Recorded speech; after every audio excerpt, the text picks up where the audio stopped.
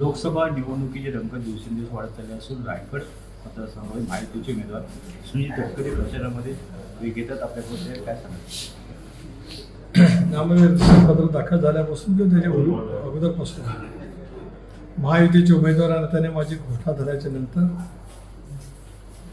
शिवसेनेचे ज्येष्ठ नेते रामदासभाई कदम, आमदार बाळासाहेब कोकवाले, आमदार महेंद्र शेतजळी, आमदार विवेकदादा कदम, आमचे पालकमंत्री उदयजी सामंत, त्याचबरोबर नामदार रवींद्रजी चव्हाण यांच्या नेतृत्वाखाली आमदार रवींद्रजी पाटील, धैर्यशीलदादा पाटील, डॉक्टर विनय नातू या दोन्ही पक्षाची पूर्णपणाची ताकद आणि त्याचबरोबर वेगवेगळे जे काही घटक पक्ष आहेत त्या सर्वांनी मिळूनच आता प्रचाराची सुरुवात त्या ठिकाणी केलेली आहे.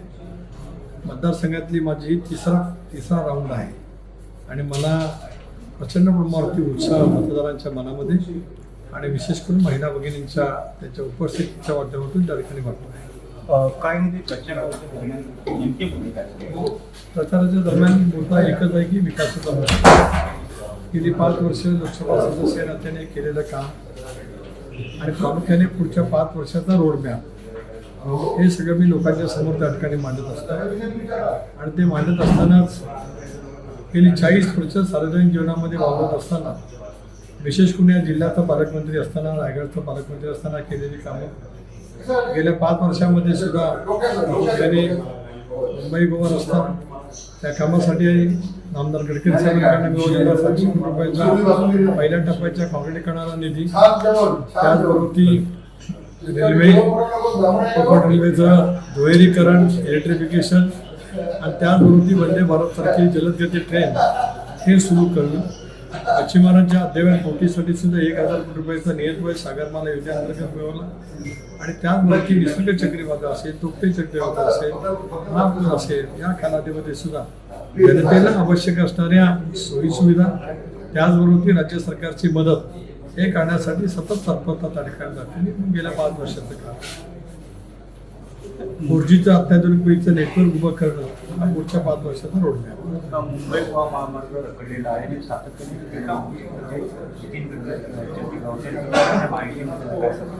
हे कसं आहे की या रस्त्याचं काम आता 80% पूर्ण आहे. काम पूर्ण व्हायला विलंब जरूर झाला कारण एकतर कोकणातील हा अवघड वल्लामानाचा रस्ता जसं कोकण रेल्वे पूर्ण करत असताना श्रीधरन यांनी त्यांच्या मंदिराची कल्पना दाखवली तसंच आता या रस्त्याच्या कामाच्या पूर्ततेसाठी आज भारत सरकारच्या माध्यमातून प्रयत्न केले जात आहे.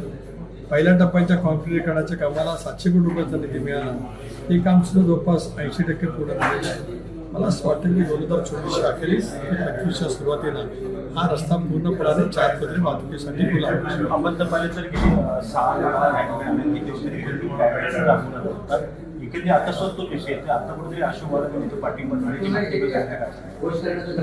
अशोकजी बालम यांची बहिरा सेना कुणबी समाजाच्या ज्या 12 संघटना आहेत त्याची एकत्रित संघटना जी आहे कुणबी एकीकरण समिती यांनी काल महायुतीला पाठिंबा दिला. स्वाभाविकपणाने महायुतीचा उमेदवार आहे त्याने रत्नागिरी लोकसभा मतदारसंघात सुद्धा मला पाठिंबा दिला म्हणून अशोकजी बालम असतील, भूषणजी बरे असतील, त्यांचे सर्व सन्माननीय पदाधिकारी असतील त्यांची मी मनापासून आभार मानतो. कुणबी समाजयुती संघाच्या मुंबईच्या वसंतगृह उभा राहण्यामध्ये मला कार्याचा काही होईना पण वाटा अजितदादांच्या माध्यमातून उभा करता आला. नामदार उदय सामंत यांच्यामुळे एकनाथराव शिंदे यांनी 7 कोटी रुपये दिले. 12 कोटी रुपयाची भव्य दिव्य वास्तू एकेकाळी बॅरिस्टर अतुल साहेबांनी जो भूखंड दिला होता त्या ठिकाणी आज बहुजन समाजाची उभी आहे. अशा वेळेला गेल्या 8 निवडणुका समाजाच्या नावावरती लढवत इथे समाजाची जी फसवणूक केली त्याचा तीव्र संताप तरुणांच्या मनामध्ये, ज्येष्ठांच्या मनामध्ये. शंकरराव कांबळे जिल्हा परिषदेच्या अध्यक्षा त्यांना रामदासभाई कदम यांनी बनवलं. माझ्या सगळ्यांचा मतीत हाच होता की बहुजन समाजातल्या कर्तृत्ववान सहकाऱ्यांना नेते म्हणून वेगवेगळ्या पदावरती म्हणून काम करण्याची संधी दिली पाहिजे. इथेच्या राजकीय आयुष्यामध्ये त्यांनी स्वतःच्या लोकसभा सदस्याखेरीज इतरांच्यासाठी काम केलं नाही, इतरांचा उपयोग केला आणि मग स्वतःचं त्या ठिकाणी ते खासदारकी शाबूत ठेवत आले.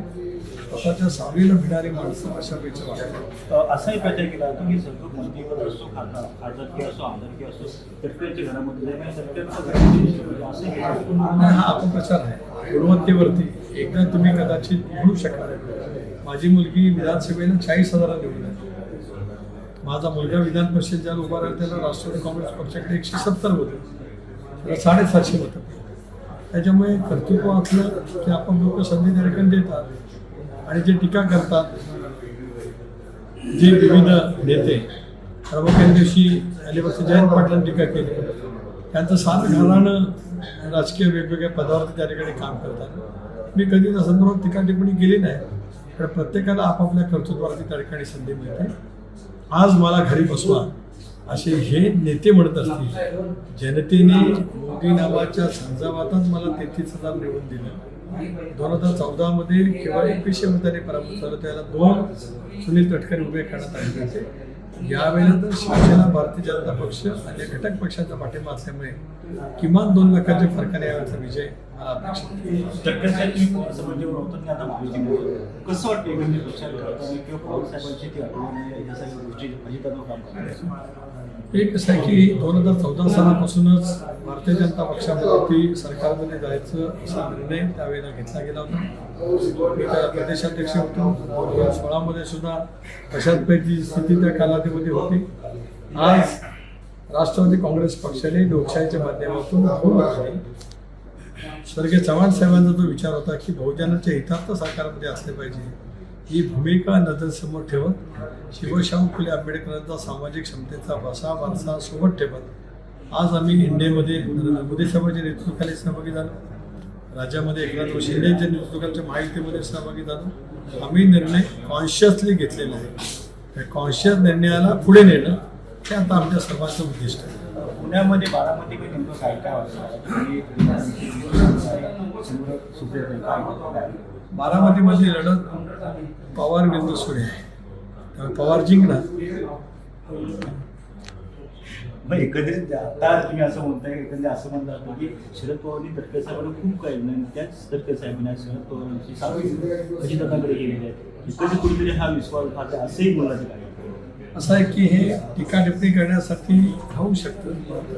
राजकारणामध्ये अनेक वेळेला वेगवेगळ्या भूमिका ही प्रत्येकजण त्या ठिकाणी घेत असतो. जरूर पवार साहेबांच्या बद्दल आपल्या सर्वांच्या मनामध्ये आदर आहे, ते देवत आहे. एक राजकीय भूमिका घेण्याचा निर्णय दादांच्या नेतृत्वाखाली बैल पटेल, मुंडे, जोशी, दिलीप वळसे पाटील, अनिल भाईदास पाटील, धर्मारावबाबा आत्राम, राष्ट्रवादी काँग्रेस पक्षाचे बहुतेक जिल्ह्याचे अध्यक्ष, राजनैतिक पदाधिकारी 53 पैकी 43 आमदारांनी ज्यावेळेला घेतला, त्यावेळेला आमच्या मनामध्ये महाराष्ट्राला गतिमान करणं, राज्याला अधिक प्रगतीपथावर नेणं हेच उद्दिष्ट आमच्या समोर. किती जागा मिळते काय सांगितलं किंवा राजकारणामध्ये त्यामुळे प्रश्न विचारला. एकनाथरावच्या, देवेंद्रजीच्या आणि अजितदादाच्या नेतृत्वाखाली महायुती 45+. आपण जर पाहिलं 45+ म्हणता काम आहे. मुंबई महामार्ग काही उद्योगधंद्याचा विषय आलेला आहे. दुसरी गोष्ट कोयनेचं पाणी रत्नागिरी कसं मिळेल यासाठी ते प्रयत्न करतात. नेमकी काम एक असं आहे की मी दीर्घकाळ राज्याच्या मंत्रिमंडळामध्ये काम केलं, मी 25 वर्ष विधिमंडळामध्ये काम केलं आहे. त्यामुळे या सगळ्या गोष्टीचा प्रशासकीय अनुभव आहे. पण अनुभव अनेकांना मिळतो, पण संवेदन असेल. काहींना माझ्या समोर असलेल्या उमेदवारांना 30 वर्ष संसदेमध्ये काम करायचं आणि 10 वर्ष केंद्रीय मंत्रिपदाची काम पण होऊ शकलं नाही. आता जे सांगितलं आमदार भाईंनी की 67 TMC पाणी, प्रदूषण विरहित कारखानदारी आणणं, पर्यटनावरती आधारित रोजगाराची निर्मिती करणं हे आमच्या सर्वांचं उद्दिष्ट आहे. मला विश्वास आहे की इंडियाच्या सरकारच्या माध्यमातून आपल्या कोकणाला समृद्ध बनवण्यासाठी जे करण्यासारखे शक्य असेल ते करण्याचा प्रयत्न 100% केला. शेवटचा प्रश्न आहे. एखादी असं म्हणतात की लोकसभेला सगळे एकत्र असतील, पण विधानसभेला सगळे एकत्र दिसताना महाविकास आघाडीची काय सांगतात? महाविकास आघाडी तर मला माहीत नाही. महाविकास आघाडी किंवा सोकाल इंडिया आघाडी नेतृत्व सांगू शकत नाही, सांगताही त्यांना त्या ठिकाणी येणार नाही. पण महायुती मात्र भक्कम आहे. पुढच्या विधानसभा निवडणुकीत सुद्धा महायुतीच्या माध्यमातूनच त्या ठिकाणी लढवलं जाईल. आज जेवढं बहुमत आहे तेवढंच बहुमत आम्ही पुढच्या वेळेला नक्कीच महाराष्ट्रामध्ये घेण्यामध्ये यशस्वी होऊ. परवा अनंतगिरीचे सभासद असताना भास्करशी जानकर उपस्थित होते, त्यावेळी अनंतगिरीची बोलले पण मी त्यावेळीची निवडणूक ही प्रकार होती, भास्करची जन्मांची बोलत होती, ते त्यांना थांबवलं की बाबा असं काही नाही, तुम्ही असं हे शब्द मागे घ्या. कधी तिथे विसर्ग दिसू वाटला. भास्कर जाधव कोकणात एक वरिष्ठ नेते आहे. दीर्घकाळ त्यांनी सुद्धा विधिमंडळामध्ये काम केले, राज्याचे मंत्री राहिलेले आहेत. त्याच्यामुळे ते जे काही राजकीय वक्तव्य करत असतात ते जबाबदारी आणि भान दाखवून करत असतात. त्यांनी जे काय भास्करराव त्या ठिकाणी त्यांनी जे काही संतप्तपणाच्या भावना व्यक्त केल्या हे त्यांच्या कार्यशैलीला आणि त्यांच्या आलेल्या अनुभवाला साजेसच पाहिजे असं मला वाटतं. मतदारांना काय सांगू इच्छिता? मतदारांना मी एवढं सांगेन की निष्क्रियता विरुद्ध सक्रियता अशी लढाई आहे. विकास आणि अजिबात निष्क्रिय याच भूमिकेतून आम्ही निवडणुकीला समोर जात आहोत. महायुती विरुद्ध महाविकास आघाडी आणि त्याचबरोबर त्याचे पंतप्रधान नरेंद्र मोदी या त्रिसूत्री भूमिकेवरती निवडणूक लढवत असल्यामुळे माझ्यासारखा गेली 40 वर्ष अभयातपणाने सेवा करणाऱ्या कार्यकर्त्यांना महायुतीचा उमेदवार म्हणून घड्याळाच्या चिन्हावरती बटन दाबून प्रचंड मताधिक्याने विजय करा हीच विनंती माझ्या मतदारांना. आपल्याबरोबर खूप खेडेकर कुठे सहभागी नाराजी होती? नाही, माननीय रावसाहेब ठाकरे यांनी महायुतीला पाठिंबा जाहीर केला. त्यानंतर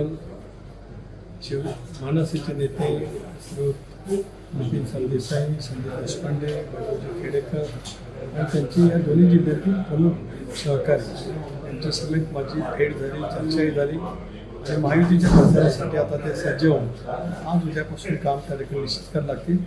या निवडणुकीमध्ये मनसेचा मला निश्चित प्रमाणावरती चांगला फायदा होईल. आंदोलकरांनी बैठक खेडेकर एकत्र येतील असं एकंदरीत म्हणलं जाते. त्यांची नेते सांगतात आम्ही चालू सांगू वाटते आणि लोकांची बैठक काय सांगतात? हे कसं आहे की आता महायुती म्हणून आम्ही सर्वांनीच एकत्रितपणाने याचं ठरवलेलं आहे. रामदासबाई तर शिवसेनेचे नाहीत फक्त नव्हे तर महायुतीचे प्रमुख नेते आहेत.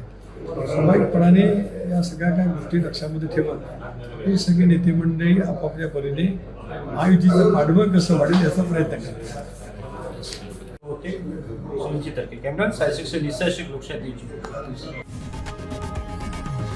लोकशाही मराठी ऐका, पहा, जागरूक रहा.